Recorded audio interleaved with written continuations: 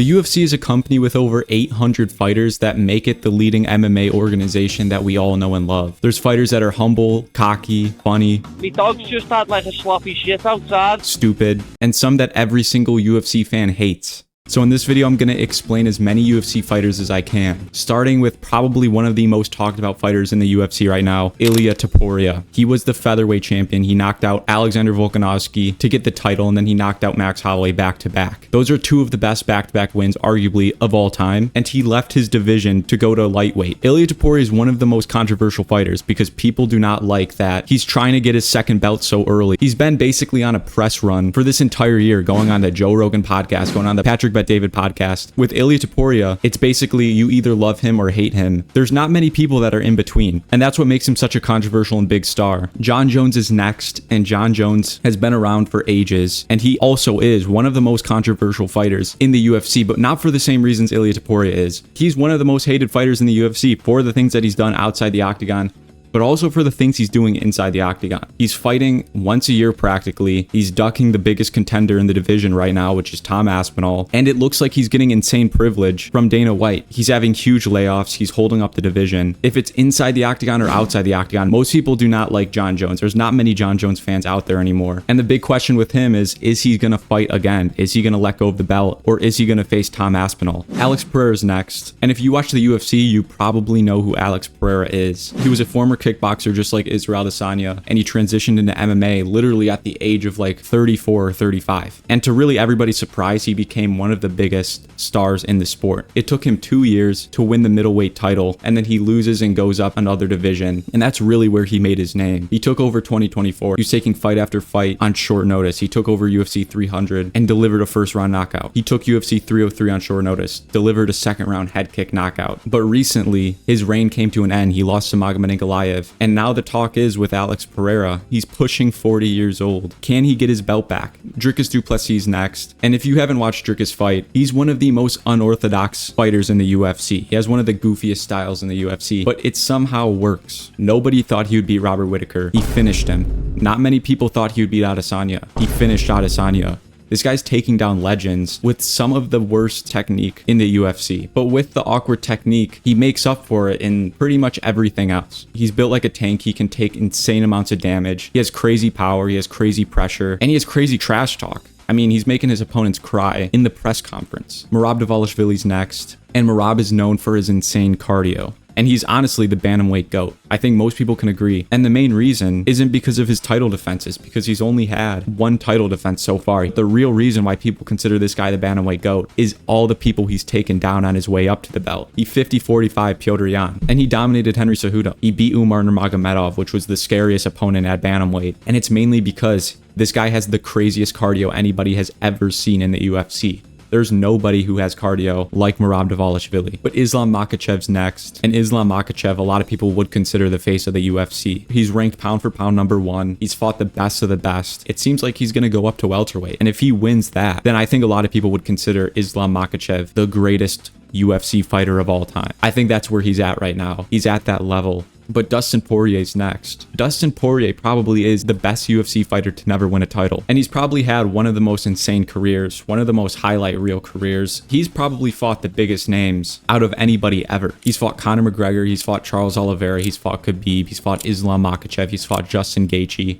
He's about to fight Max Holloway for his retirement fight. That's probably one of the biggest star-studded records out of any UFC fighter. Tom Aspinall's next. And Tom Aspinall, he's the future of heavyweight. And without Jon Jones, Aspinall would have already been champion. The way the division's looking right now, it's probably lacking talent more than any other period in UFC history. There's no new heavyweights, there's no new contenders. So if the Tom Aspinall versus Jon Jones fight doesn't happen, then we might be in trouble for heavyweight title fights. Charles Oliveira's next. Charles Oliveira is without a doubt the most widely liked fighter in the UFC right now. And it's because he's one of the most positive and charismatic fighters we've seen in a very long time. And he has that underdog story. He came from poverty. He got into the UFC at a young age, and he had a very average career until he moved up to lightweight. And then he went on a crazy streak. He became champion. He defended his belt against legends. Alexander Volkanovski's next. And a lot of people consider Volk to be one of the greatest fighters of all time. And I agree, because he came up in one of the most competitive divisions in the UFC. He beat arguably the featherweight GOAT at the time 3 times. He beat Max Holloway the first fight. The second fight was very close. A lot of people debate that. And then he dominated Max Holloway in their last fight. And then he goes up to 155 and faces Islam Makhachev and has an extremely close fight with him. And at that point, Alexander Volkanovski, a lot of people were saying, hey, this guy gets a couple more featherweight wins, he might be the greatest of all time. But then tragedy struck when he took a short notice fight against Islam Makhachev, again, the rematch against Islam Makhachev, and he got knocked out. And then he fights 4 months later against Ilia Topuria and gets knocked out by Topuria. But a year later, he gets his belt back against Diego Lopez, and he's still building his legacy. And he still might be in the conversation to be one of the greatest fighters of all time if he stacks some more wins together. Max Holloway's next, and again, Max Holloway as well as Charles Oliveira, these guys are two of the most fan-friendly fighters. Like, there's not one Max Holloway hater, the same way there's not one Charles Oliveira hater. These guys have a great fight style, they're respectful fighters, so there's not really any legit reason to not like these guys. And they're legends. They've been fighting since they were like teenagers practically. And a lot of people think Max Holloway still is the featherweight GOAT. This guy has one of the best records at featherweight. And now, like Ilia Topuria,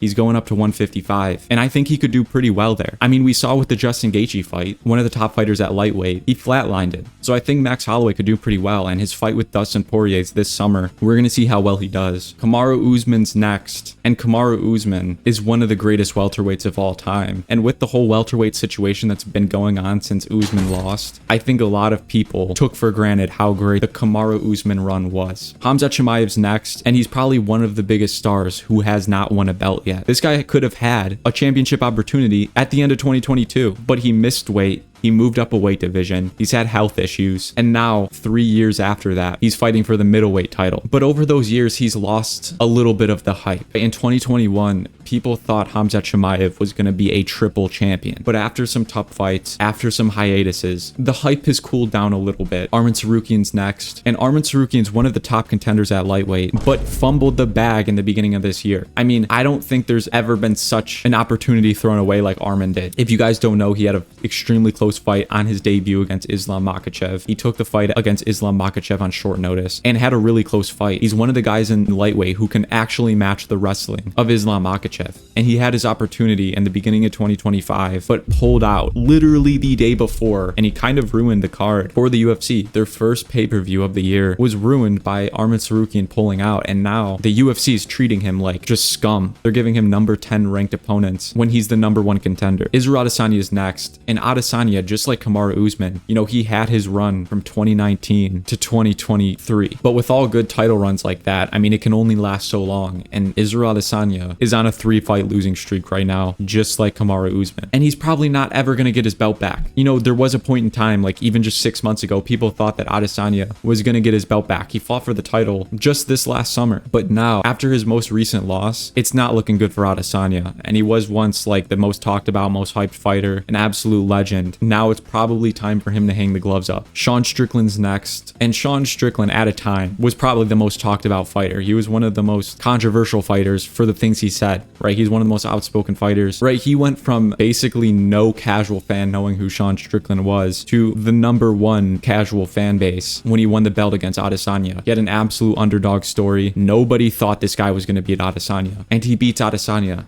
dominantly. But not long after, he loses against Dricus du Plessis, and a couple fights after that, there's Sean Strickland fans, but there's not a huge fan base like there once was, and it's mostly because all the talking he does is not backed up by his fighting. His fighting is extremely boring, and a lot of people are seeing that now after his latest performances. Magomed Ankalaev is next, and he was the man who beat Alex Pereira. Alex Pereira was on his legendary run like I talked about, but it came to an end when he faced Ankalaev. And the way the light heavyweight division is, with not the greatest competitive contenders, I think Ankalaev could breeze through the division. But Yuri Prochazka is next, and Yuri Prochazka is the guy that people think is going to beat Magomed Ankalaev, especially with Yuri's last fight against Jamal Hill, where he outclassed Jamal Hill and finished him. Yuri Prochazka could be the guy to pull it off, but the reason a lot of people think Yuri Prochazka could beat Ankalaev is because of the style. Yuri, if you have not watched this guy, he has some of the most unorthodox fighting, probably even more unorthodox than Dricus du Plessis, right? Yuri fights with his hands down. He throws punches from his hips. He does everything everything that you shouldn't do as a striker, but it works for Yuri Prochazka because, again, this guy has insane athleticism. This guy has insane knockout power. That's what makes Yuri Prochazka so good and why his style could be the kryptonite for Ankalaev. Paddy Pimblett's next. Another huge star. He's had a lot of ups and downs though. He came into the UFC, so much hype. He's had great performances, great finishes. Then he had a controversial fight. He had a robbery against Jared Gordon where a lot of people thought that he did not win that fight. A lot of people started to dislike Paddy Pimblett. A lot of people said he was not that good, and he had a couple more fights, but as of late, his most recent performance against Michael Chandler really proved a lot of people wrong, including me, because Paddy Pimblett dominated Michael Chandler. So the big question with Paddy Pimblett now is not, is he good enough to be a ranked lightweight, but is he good enough to be champion?